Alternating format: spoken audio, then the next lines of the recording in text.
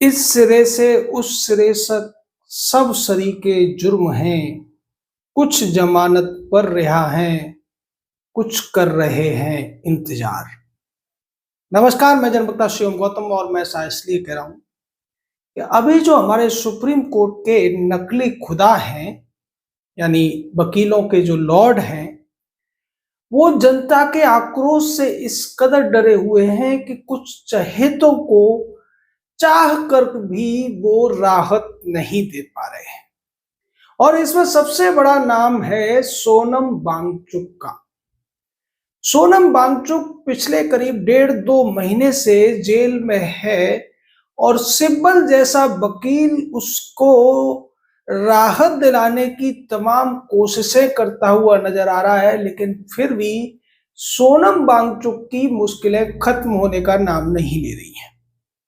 दूसरी तरफ सिब्बल और सिंघवी दोनों के दोनों शर्जील इमाम और उमर खालिद की वकालत करते हुए नजर आ रहे हैं, लेकिन उन लोगों को भी ये राहत नहीं दिला पा रहे हैं। और ये जो पूरा जो गिरोह है, दिल्ली दंगों का जो दोषी है, ये पिछले 5 साल से ज्यादा समय से जेल में है। अब इसके पीछे की वजह सिर्फ और सिर्फ इस देश की जनता ही है, जो सोशल मीडिया के माध्यम से अपनी राय व्यक्त कर रही है और वो राय पहुंच रही है भारत के नकली खुदाओं के पास।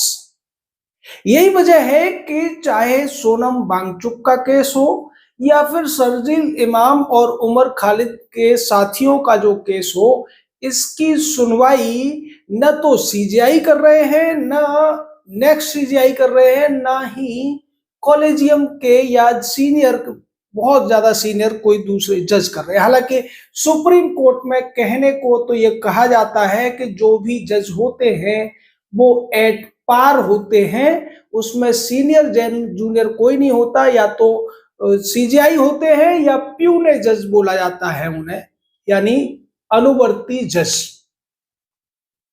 लेकिन पहले ये देखने को मिलता था कि जब भी इस तरीके के केसेस आते थे और खासकर अगर सिब्बल और सिंघवी में से कोई उस केस को लेकर आया है, तो निश्चित माना जाता था कि उस क्लाइंट को जल्दी से जल्दी राहत मिल जाएगी।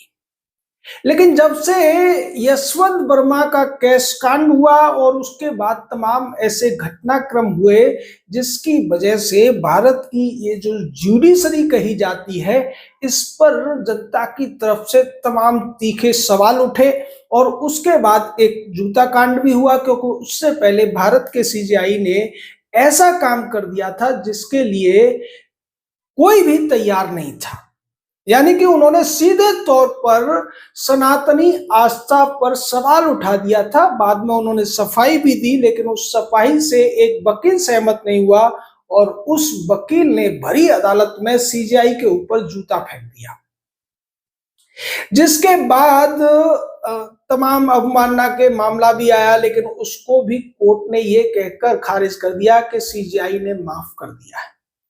वास्तव में असली वजह यह थी कि सुप्रीम कोर्ट के सारे जज ये नहीं चाहते थे कि ये चर्चा ज्यादा दिन तक बनी रहे, जिसकी वजह से सुप्रीम कोर्ट के पुराने कारनामों पर सोशल मीडिया पर ज्यादा से ज्यादा चर्चा हो।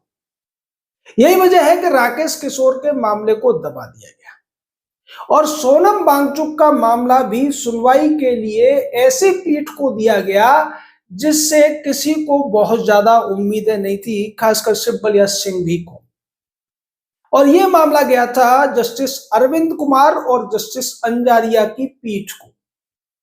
और यह पीठ इस मामले को लगातार टाले जा रही है, जिसकी वजह से सिब्बल परेशान घूम रहा है, हताश हो गया है। वो ये सोच रहा है कि मेरे इशारों पर मेरे ये लॉर्ड चला करते थे, अब ये नकली खुदा हमारी बात क्यों नहीं मान रहे हैं। यानी सुप्रीम कोर्ट के जो जज होते हैं, अगर इन्हें नकली खुदा मान लिया जाए तो फिर सिब्बल सिंघवी, दातार दवे जैसे वकीलों को आप नकली पैगंबर मानकर चलिए, और ये पैगंबर जो कहते हैं खुदा भी वही करता है। लेकिन ऐसा लग रहा है कि जनता के दबाव में न तो नकली खुदा इन लोगों को राहत दे पा रहे हैं, न ही ये जो सिब्बल सिंघवी टाइप के नकली पैगंबर हैं ये अपने क्लाइंट को बचा पाने में कामयाब होते हुए दिख रहे हैं। शुरुआत में ऐसा लगा था कि वांगचुक को एक दो सुनवाई के बाद में राहत दे दी जाएगी, लेकिन अब वांगचुक का जो मामला है वो 24 नवंबर तक के लिए टाल दिया गया है। यानी कि बी.आर. गवई अपने कार्यकाल में तो कम से कम वांगचुक को कोई राहत देते हुए दिखाई नहीं दे रहे हैं। वो ये चाहते हैं कि अब जो 20-25 दिन उनके पास बचे हैं उन्हें वो शांतिपूर्वक गुजार दें तो ज्यादा अच्छा रहेगा, क्योंकि उनका रिटायरमेंट के बाद में बहुत बड़ा प्लान है जिसके संकेत वो पहले दे चुके हैं। और वो नहीं चाहते कि जम्मू कश्मीर लद्दाख के एक मामले को लेकर उनका महाराष्ट्र की राजनीति में जो भविष्य होने वाला है वो खतरे में पड़े। वही स्थिति शर्जील इमाम वाले केस में भी लग रही है। ऐसा लगता है कि शायद जो वर्तमान सीजेआई हैं वो अपने कार्यकाल के दौरान तो इन दोनों मामलों को निपटते हुए देखना नहीं चाहते हैं। हालांकि शर्जील इमाम उमर खालिद वाले केस की सुनवाई तो सोमवार तक के लिए टाली गई है, पर सोनम वांगचुक की सुनवाई जो टाली गई है वो 24 नवंबर तक टाली गई है। यानी कि सीजीआई के तौर पर गवई के आखिरी दिन के बाद ही इस पर सुनवाई होगी और अगले जो सीजीआई बनने वाले हैं उन्हीं के कार्यकाल में ये निपटारा हो सकता है, अगर उस दिन कुछ हुआ तो। अन्यथा जो अब तक देखने को मिला है उसके आधार पर तो ये कहा जा सकता है कि मामला दिसंबर तक के लिए भी टाला जा सकता है, क्योंकि जिस तरीके से जो जज हैं वो बात कर रहे हैं, जो सवाल कर रहे हैं, उससे कहीं भी नहीं लगता है कि सोनम वांगचुक जिसे कि आप लद्दाख हिंसा का दोषी मान सकते हैं, उसको इतनी आसानी से राहत मिल जाएगी, क्योंकि उसके खिलाफ तमाम वीडियो सबूत हैं कि वो किस तरीके से लोगों से ये कह रहा है कि इस बार अगर चीन भारत पर आक्रमण करेगा तो हम लद्दाखी लोग भारत सरकार की भारतीय सेना की मदद नहीं करेंगे, बल्कि हम लोग चुपचाप बैठकर देखेंगे। दूसरी तरफ एक वीडियो में वो लोगों को सलाह देता है कि आप लोग जब प्रदर्शन के लिए जाएं तो अपने चेहरे पर नकाब लगा लें, ऊपर कैप लगा लें, जिससे कि आप पहचाने न जा सकें। इस तरीके की बातें वांगचुक की सामने आने के बाद ये तो स्पष्ट हो गया है कि उसका इरादा शांतिपूर्ण तो कतई नहीं था। उसके अलावा जिस तरीके से वो पाकिस्तान गया, वहां यूनुस से मिला और बहुत सी ऐसी चीजें वांगचुक ने कही हैं।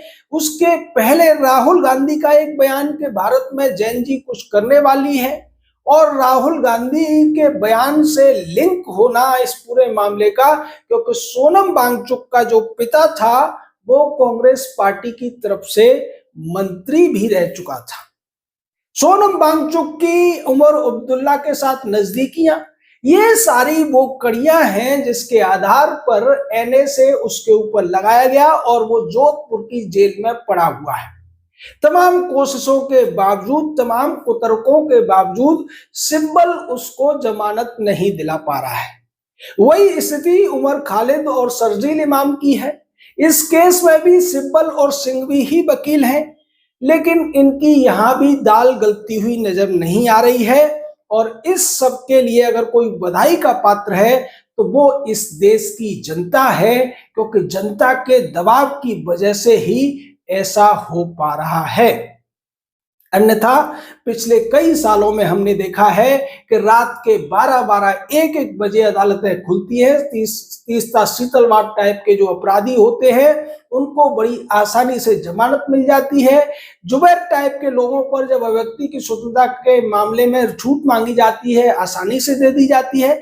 यानी ये जो अर्बन नक्सल गैंग के जो भी लोग होते हैं, या फिर कहें कि कांग्रेसी वामपंथी विचारधारा के जो तथाकथित संविधान के नाम पर अनर्गल और कुत्सित टिप्पणियां करने वाले लोग हैं, इनको राहत दे दी जाती है।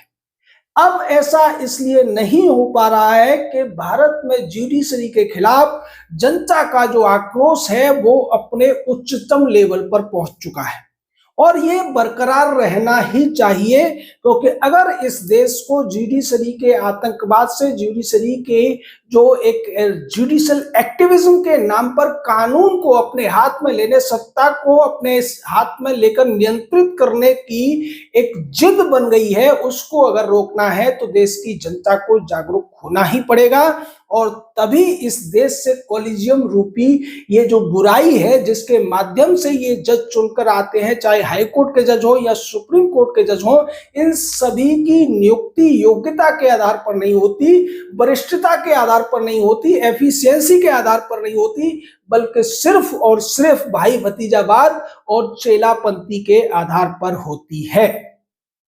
इन भाई भतीजों और चेलों को अगर सुप्रीम कोर्ट, हाई कोर्ट में जाने से रोकना है, अच्छे और योग्य जजों को सुप्रीम कोर्ट, हाई कोर्ट में लाना है, तो उसके लिए इस देश से कॉलेजियम को मिटाना पड़ेगा। इस देश में एनजेएसी जैसी कोई व्यवस्था लानी ही पड़ेगी।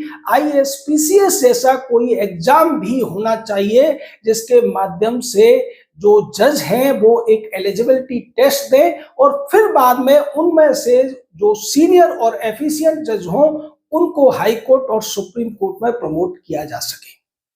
आज सुप्रीम कोर्ट की हालत यह है कि 34 में से 20 जज ऐसे हैं जो सीधे तौर पर भाई भतीजे हैं या फिर चेले चपाटे हैं। यानी केवल 10-12 जजों को ही आप कह सकते हैं कि वो इस में सीधे इन्वॉल्व नहीं है, लेकिन वास्तव में वो लोग भी इसलिए वहां पहुंच पाए कि उन्होंने इन्हीं लोगों के माध्यम से कुछ न कुछ जुगाड़ लगाया होगा। तो इस जुगाड़ तंत्र को खत्म करना है, जनता को इसी तरीके से राष्ट्र हित में अपनी अभिव्यक्ति देते रहना पड़ेगा। और उसका परिणाम जैसा हम बता रहे हैं कि सोनम वांगचुक जैसे अपराधी, शर्जील इमाम जैसे अपराधियों को सिब्बल सिंह भी बचा नहीं पा रहे हैं। यही इस देश की जनता की बहुत बड़ी जीत है। आपका इस पूरे मामले पर क्या कहना है, अपनी राय दीजिए। हमारे साथ जुड़े रहिए, चैनल को सब्सक्राइब कीजिए, लाइक कीजिए, हाइप कीजिए। जय हिंद, जय भारत।